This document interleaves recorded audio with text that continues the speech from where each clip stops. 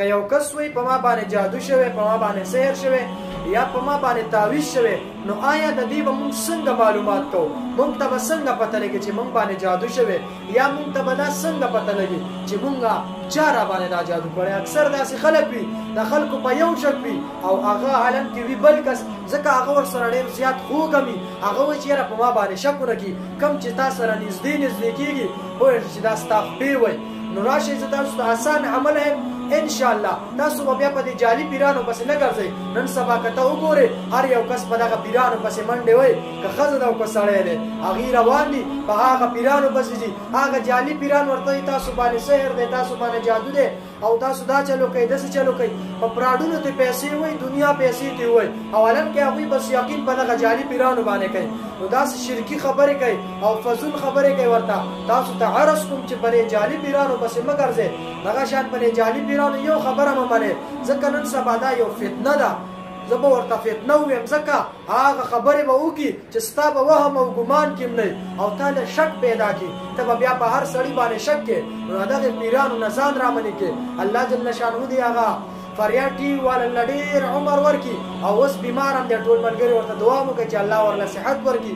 هغه په دې جعلي پیرانو پسې ګوټ په ګوټ ګرځي. په پاکستان کې چې په کوم ګوټ کې دا جعلي پیر نو هلته ورته ځان رسوي او خلکو ته په میډیا شو کوي ګوره چې دا پیران دا غلط دي. زه م عرض تاسو ته کوم چې دغې پیرانو پسې مه ګرځئ. که یو سړی وایي چې په ما باندې جادو دی، تعویذ دی، نور څه دي، کاروبار کې مسلې، ته دا عمل وکړه انشاءالله تا ته به په 4 ورځو کې دننه او دغه شان پورا دا به چې کوم دی 7 ورځې کې 7 ورځې به دا کې 7 دن به دا کې او حالان کې دا به تاسو ته په 3 ورځو کې دننه د خپل دشمن پته ولګي. او که یو سړی د تا سره دشمني کوي، تا له خپې وایي ستا په کاروبار کې چې کوم دی ګوتې وایي چې ستا دا کاروبار ختم شي، ستا دا کاروبار دا ډون شي، ستا کمپني ستا کرهانه دا چې کوم دی ختم شي، نو ته به دا وګورې چې دا انشاءالله دا عمل ته وکړې. تا ته به باقاعده په خوب کې ښکاره شي چې او تا دا کس دی او انشاءالله په 3 ورځو کې په 4 ورځو کې دننه به تاله دغه دشمن به ستا خپوله راځي. نو دا وظیفه وکړه، دا ډېره بهترین او مجربه وظیفه ده او ډېره اسانه هم ده. ځکه او بل د 7 ورځو نه به سیوا نه کړي، ځکه دشمن به د الله تباه او برباد کړي. نو دومره وکړه چې 3-4 ورځې وکړه انشاءالله دا به ستا خپوله راشي، تا ته به پته ولګي چې دا کس دی. نو ډېر اسان عمل دی او ډېر وړوکی عمل دی. انشاءالله چې ته دا عمل وکړي نو الله په حکم سره به ستا چې کوم دی هغه دشمنان هغه به ختم شي، ستا به خپوله راشي، ستا نه به معافي وغواړي. نو راشئ زه تاسو ته اسان عمل یم. هغه عمل څه دی؟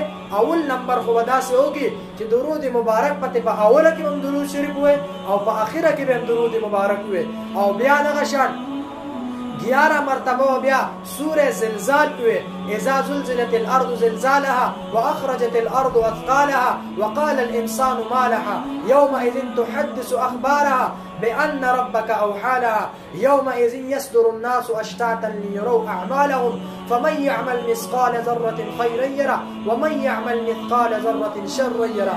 دا سورت به وي او چې کله دا سورت تا وي دا به 11 پیری وي یا 19 پیری 11 مرتبه به دا وي او د سوره توبه اخیرنی 2 آیاتونه دا به 32 بار وي، یعنی 2 ځله به دا وي 32 بار دا به وي او بیا به اودش ذکر وکړي او اوده بشي.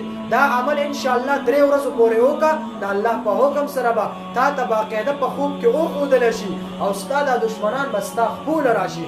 دا عمل وکړې، په دې جعلي پیرانو پسې مه ګرځې، خپل کور کې دا عمل وکړې انشاءالله او دا ډېره مجربه او طاقتوره وظیفه ده. په دې باندې موږ هم ټرایګانې کړې، الحمدلله موږ ته باقاعده پته لګېدلې چې او دا کس دی زمونږ خپوله پې ده، دشمن زمونږ خپوله راغلی. نو ډېر مجرب عمل دی. ما یې راشه دا د ملګرو سره هم شیر کې.